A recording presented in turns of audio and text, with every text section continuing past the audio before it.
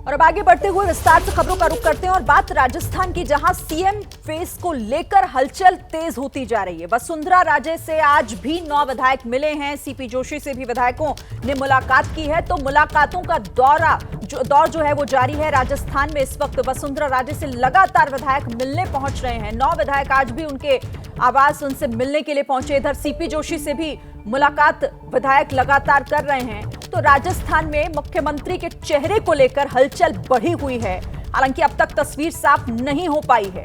वसुंधरा राजे से तकरीबन 70 विधायक जो हैं वो मिल चुकी हैं और सीपी जोशी से भी विधायक लगातार उनके संपर्क में हैं, उनसे मिल रहे हैं।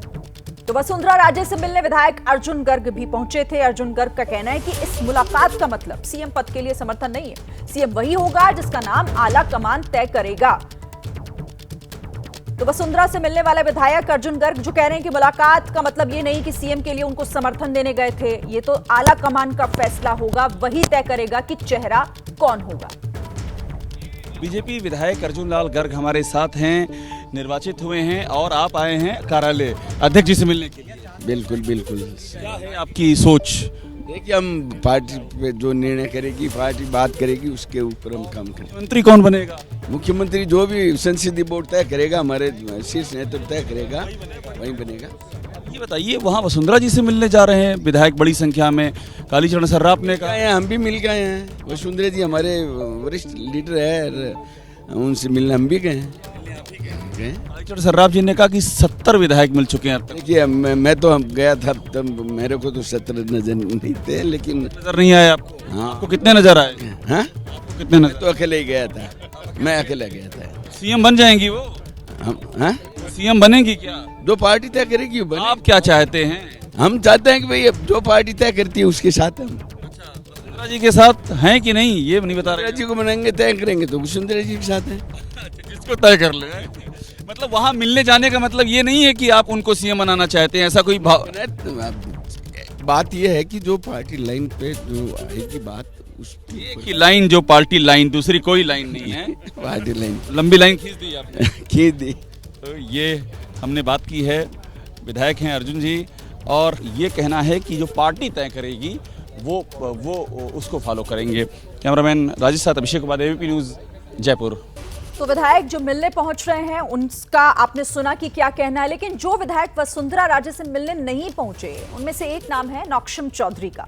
नौक्षम चौधरी ने एबीपी न्यूज संवाददाता अभिषेक उपाध्याय से बातचीत में कहा कि उनके लिए पार्टी ही सब कुछ है, पार्टी जो तय करेगी, जो कहेगी वही करूंगी। तो नौक्षम चौधरी का ये बयान, मेरे लिए पार्टी ही सब कुछ है।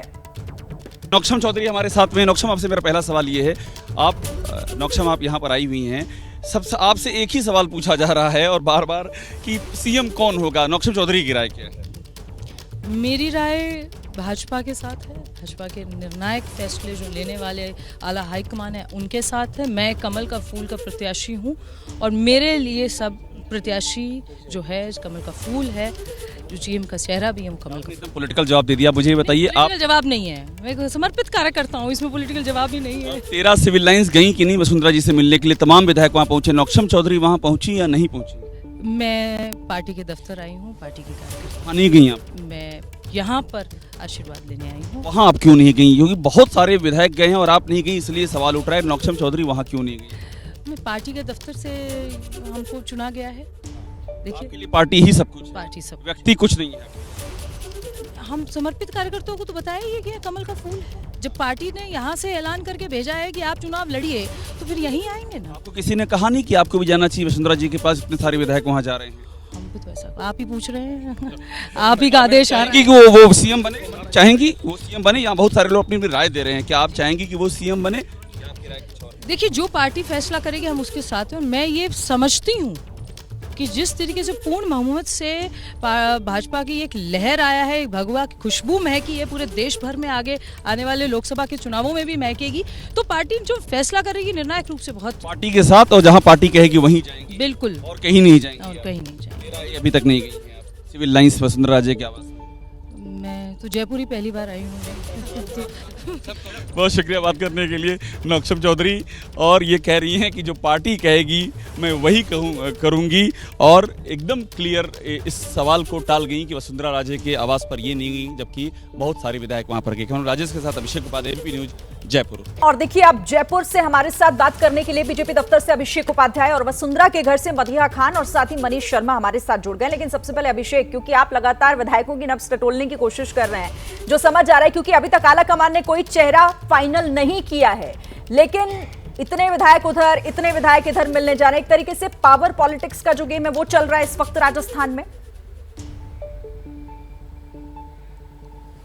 बिल्कुल, देखिए वो तो चल ही रहा है, लेकिन एक बात बहुत ही क्लियर होती जा रही है शिरीन, वो हमको समझना चाहिए, और वो बात ये है कि पार्टी ने अब एक रेखा खींच दी है, और ये कल रात से हुआ है। कल बीजेपी के प्रदेश अध्यक्ष, मैं बीजेपी के कार्यालय में हूँ, सीपी जोशी दिल्ली से पहुंचे, यहाँ पर प्रभारी अरुण सिंह पहुंचे, और आज सुबह से ही वही विधायक जो वसुंधरा राजे सिंधिया के यहाँ जा रहे थे कल से परसों से, वो अब इधर आना शुरू कर दिए हैं। सुबह प्रदेश सदस्य के घर पे गए, अब यहाँ पार्टी ऑफिस में आ रहे हैं, और सबकी एक ही लाइन है कि हम मिलने गए थे वसुंधरा जी से, हमारी सीनियर लीडर, लेकिन इसका मतलब ये नहीं कि हम कोई समर्थन देने गए थे।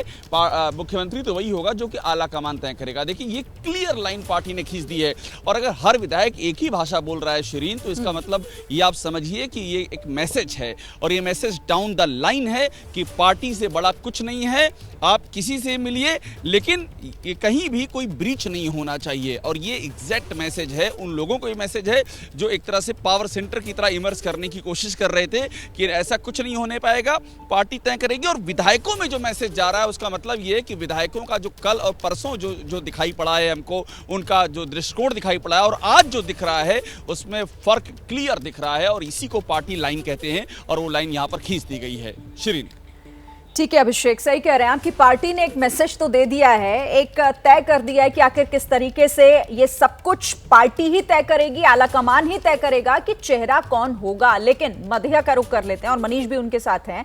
मदीहा, लेकिन कोशिश तो की जा रही है ना, प्रेशर पॉलिटिक्स का भी खेल जो है वो जारी है।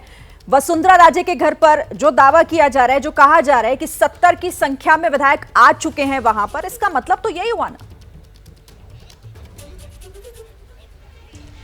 देखिए, पॉलिटिक्स में दावे और वादे तो बहुत होते हैं, लेकिन मैं आपको ये बता दूं, कल से जब से हम लोग यहाँ वसुंधरा राजे के घर पर मौजूद हैं, तब से हमने देखा तकरीबन 30 के करीब विधायक हमारी आंखों के सामने वसुंधरा राजे के घर के अंदर गए, उनसे मिले, कुछ बातचीत हुई, चाय पानी हुआ, और उसके बाद फिर यहाँ से निकल गए।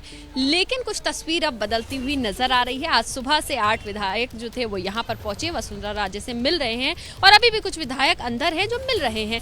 लेकिन तस्वीर क्या बदल रही है वो बताएंगे सब मुझसे भी ज्यादा बेहतर, और सबसे बेहतर मनीष जी, क्योंकि राजस्थान को और उसकी पॉलिटिक्स को उनसे बेहतर कोई नहीं समझ सकता। मनीष सर, सबसे पहले तो ये बता दीजिए कि अभी ये तस्वीर जो बदलती हुई हम देख रहे हैं कि यहाँ से फोकस अब धीरे धीरे शिफ्ट हो रहा है सीपी जोशी की तरफ, क्या कहें? जी बिल्कुल बढ़िया। देखिए, राजनीति संकेतों से सब्जी जाती है। अभी अभिषेक को मैं सुन रहा था, उन्होंने नौक्षम चौधरी से बात की, उसके पहले हरी सिंह जो भीम से विधायक है उनसे मेरी बात हुई। संकेतों को अगर हम समझें, कल यहाँ पर जिस तरीके का जमावड़ा था, आप खुद मौजूद थी, आपने विधायकों को देखा, बात करने की कोशिश की, आज 8 रह गई संख्या, यानी कि वो कोटा जो वसुंधरा समर्थक थे वो पूरा हो गया। इस बीच में एक घटनाक्रम, अभिषेक और मैं दोनों उस घटना के गवाह रहे। सीपी जोशी अचानक बहुत तेजी से बीजेपी दफ्तर से निकलते हैं, विधायक लोग सीपी जोशी से मिलने जाते हैं, सुर बदल जाते हैं। सीपी जोशी की रवानगी, हम ये नहीं कहते कि सीपी जोशी रेस में नहीं है, लेकिन सीपी जोशी अचानक इस रेस में आगे आ गए हैं, क्योंकि एक बहुत बड़ा जिम्मा जो उन्हें मिला था राजस्थान में बीजेपी को जिताने का, वो सीपी जोशी ने बहुत ही कुशलता से निभाया। इसके अलावा सीएम फेस सीपी जोशी बन सकते हैं, इस पर भी एक क्वेश्चन मार्क और सवाल खड़ा। बिल्कुल, इसमें कोई दो राय नहीं है, क्योंकि पार्टी के प्रदेश अध्यक्ष होने के नाते सबसे पहला अगर जिसको कहा जाए ताज के हकदार, तो वो सीपी जोशी बनते हैं। हालांकि हम बार बार ये कह रहे हैं कि बीजेपी में अब तय करने का काम आलाकमान, क्योंकि अभी तक न पर्यवेक्षक तय हुए हैं, न ये तय हुआ है विधायक दल की बैठक कब होगी, लेकिन पूरे घटनाक्रम के पिछले करीबन 36 घंटे के अगर आप घटनाक्रम पर नजर डालें तो आप ये मान लीजिए वसुंधरा बिल्कुल मदिया, देखिए, क्योंकि यहाँ पर अब समझा जा रहा है, और ये अब आला कमान क्या तय करता है, क्या कौन सा चेहरा जो यहां सबसे आगे फिलहाल दिखाई दे रहा है, वो या फिर कोई और, ये तय होना अभी बाकी है। आप लोग नजर बनाकर रखिएगा। अभिषेक, आप भी, मनीष और मध्य, आप भी बहुत शुक्रिया फिलहाल आपका। तो ये राजस्थान की बात हो गई। देखिए, राजस्थान में प्रेशर पॉलिटिक्स, लेकिन अभी तक कुछ तय नहीं हुआ है। सवाल मध्य प्रदेश में भी कुछ इसी तरह का बना हुआ है कि मुख्यमंत्री कौन होगा। इस सवाल के बीच सीएम शिवराज लाडली बहनों के साथ भोजन कर रहे हैं। लाडली बहना योजना को चुनाव में बीजेपी की सफलता की एक बड़ी वजह माना जा रहा है। और वहीं देखिए, महिलाओं के बीच पहुंचे हुए हैं, अपनी लाडली बहनों के बीच शिवराज सिंह चौहान, उनके बीच बैठकर भोजन करते हुए। ये दिलचस्प तस्वीरें जो भोपाल से इस वक्त सामने आ रही हैं। लाडली बहना योजना जिसे गेम चेंजर कहा भी जा रहा था, और लगातार हर मंच से इस योजना का जिक्र, चाहे शिवराज सिंह चौहान हो या बीजेपी के दूसरे नेता हो, उन्होंने इसका जिक्र किया और नतीजे उससे भी अलग देखने को मिले। एक बड़ी जीत दर्ज की मध्य प्रदेश में बीजेपी ने। तो देखिए, एक तरफ राजस्थान में सवाल यह है कि कौन बनेगा मुख्यमंत्री, तो दूसरी तरफ कांग्रेस के खेमे में खलबली है। आज जयपुर में कांग्रेस के नेताओं की बैठक हुई और इस बैठक के बाद अशोक गहलोत ने कहा कि हार की समीक्षा करूंगा। राजस्थान में सत्ता विरोधी लहर नहीं थी, सरकार ने अच्छा काम किया था। राजस्थान में तो 2% 2.5% का फर्क रहा है, बाकी जगह 7% का 4% है, आपको मालूम ही है। ये जो एक नतीजे ऐसे हैं जिसका विधायक लेवल पर ही विस्तृत होगा, बातचीत करेंगे भाई क्या कारण रहे होंगे। ये तो राजस्थान, मध्य प्रदेश, छत्तीसगढ़, मिजोरम सब जो चुनाव हुए हैं, ये काम तो अखिल भारतीय स्तर पर होगा कि भाई क्या कारण रहे होंगे। और मेरा मानना है कि हमें लग रहा था कि सरकार बन जाएगी इस बार राजस्थान के अंदर। हर व्यक्ति जवान में ही था भाई, अच्छे काम किए सरकार ने। पहली गवर्नमेंट देश के अंदर सरकार में रहते हुए इसके खिलाफ में कोई माहौल नहीं था, ये पहली। तो हार की समीक्षा करेंगे अशोक गहलोत, पूर्व मुख्यमंत्री को आप सुन रहे थे। इस खबर पर नजर हमारी रहेगी। इंडिया गठबंधन की कल होने वाली बैठक स्थगित की गई। चुनावों को लेकर होनी थी इंडिया गठबंधन की दलों की बैठक। कई नेता बैठक में शामिल होने से कर चुके थे इनकार। हार के बाद इंडिया गठबंधन में गतिरोध। बैठक में नेताओं की गैर मौजूदगी पर व्यक्तिगत कारणों का दिया गया हवाला। ममता बनर्जी ने पहले ही मीटिंग की जानकारी न होने की कही थी बात।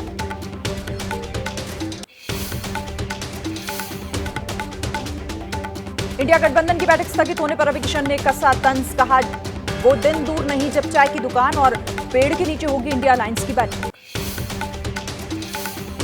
इंडिया गठबंधन में गतिरोध पर बोले बीजेपी सांसद सुशील मोदी। कहा मौजूदा सियासत में गठबंधन का कोई रोल नहीं, ये अलायंस में शामिल दलों को हो गया है एहसास। मध्य प्रदेश विधानसभा चुनाव में हार की समीक्षा में जुटी कांग्रेस। कमलनाथ ने नवनिर्वाचित प्रतिनिधियों के साथ पराजित प्रत्याशी के साथ की मीटिंग। एमपी में सीएम पद की दावेदारी पर बोले शिवराज सिंह चौहान। कहा सीएम पद का न पहले दावेदार था, न अब हूं, पार्टी जो जिम्मेदारी देगी वो निभाऊंगा। चुनाव नतीजों पर कांग्रेस के नेता दिग्विजय सिंह ने भी सवाल उठाए। एक्स पर पोस्ट किया। कहा मध्य प्रदेश में पोस्टल बैलेट में कांग्रेस को 199 सीटों पर बढ़त, लेकिन ईवीएम काउंटिंग में अधिकांश सीटों पर हमें नहीं मिला मतदाताओं का पूरा भरोसा। चुनाव में करारी हार मिलने के बाद राजस्थान में कांग्रेस की बैठक। मीटिंग में अशोक गहलोत और सचिन पायलट भी मौजूद। बैठक में विजय विधायक भी शामिल। गहलोत को ओएसटी के बाद राजस्थान कांग्रेस के सह प्रभारी का बयान। कहा टिकट का सही से नहीं किया गया वितरण, लोग कांग्रेस से नहीं विधायकों से नाराज थे। 6 बार के विधायक और वसुंधरा के करीबी कालीचरण सर्राफ का बड़ा बयान। कहा राजस्थान के सर्वमान्य नेता हैं वसुंधरा। नतीजों के बाद अब तक मिल चुके हैं 70 विधायक। राजस्थान बीजेपी के नेता बाबा बालकनाथ ने एबीपी न्यूज से कहा राजस्थान में भी चलेगा बुलडोजर, हमारा हर पार्टी कार्यकर्ता है संत। राजस्थान में मुख्यमंत्री पर सस्पेंस के बीच आ गई चुनाव की एक और तारीख। करणपुर में 5 जनवरी को वोटिंग, 8 जनवरी को आएगा नतीजा। कांग्रेस उम्मीदवार की मृत्यु की वजह से नहीं हो सका था चुनाव। छत्तीसगढ़ का सीएम बनाने के लिए केंद्रीय मंत्री रेणुका सिंह के समर्थकों ने पूजा अर्चना की। भरतपुर सोनहत विधानसभा सीट से जीती है रेणुका। छत्तीसगढ़ में कांग्रेस की हार पर बोले टीएस सिंहदेव। कहा हार की जिम्मेदारी तो हम सबको लेनी पड़ेगी, हार अपेक्षित नहीं, इसीलिए ये चिंतन का विषय। तेलंगाना में रेवंत रेड्डी होंगे अगले सीएम। सूत्रों के हवाले से खबर। कांग्रेस सरकार में डिप्टी सीएम के नाम पर जल्द फैसला होगा। तेलंगाना में करारी हार के बाद बीआरएस प्रमुख केसीआर के आवास पर हुई बैठक। समीक्षा बैठक में पार्टी नेता और विधायक शामिल हुए। इस बार के चुनाव में बीआरएस को महज 39 सीटें मिली। राजस्थान के दौसा में बांदीकुई से बीजेपी विधायक ने सरकारी अस्पताल का टॉयलेट साफ किया। 10 दिन में पूरी व्यवस्था सुधारने की चेतावनी दी। दिल्ली में राष्ट्रपति भवन में केन्या के राष्ट्रपति विलियम सामोई रुतो का स्वागत किया गया। इस दौरान राष्ट्रपति द्रौपदी मुर्मू और प्रधानमंत्री भी मौजूद रहे। गैंगस्टर लॉरेंस बिश्नोई के खिलाफ ईडी का एक्शन। लॉरेंस से जुड़े मामले में हरियाणा और राजस्थान में कई ठिकानों पर ईडी की छापेमारी। टेरर फंडिंग मामले में एनआईए की कार्रवाई। कश्मीर में 60 जगह और जम्मू में एनआईए की टीम छापेमारी कर रही। पाकिस्तान में मोस्ट वांटेड खालिस्तानी आतंकी लखबीर सिंह रोडे की मौत। जरनैल सिंह भिंडरावाले का भतीजा था लखबीर सिंह।